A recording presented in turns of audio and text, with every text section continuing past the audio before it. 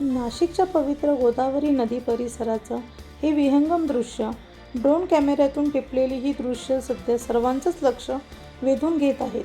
सतत सुरू असलेल्या पावसामुळे गोदावरी नदीच्या प्रवाहात लक्षणीय वाढ झाली असून संपूर्ण नदीपात्र पाण्याने भरून वाहताना दिसत आहे.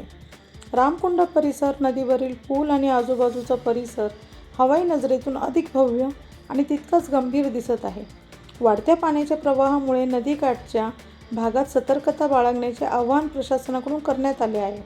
पावसाचा जोर कायम असल्याने पुढील काही दिवस परिस्थितीवर प्रशासनाकडून बारकाईने लक्ष ठेवले जात आहे.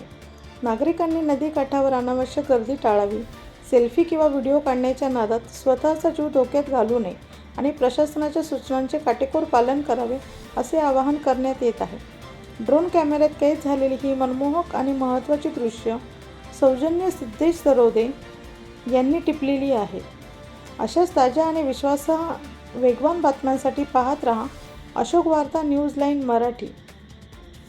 धन्यवाद.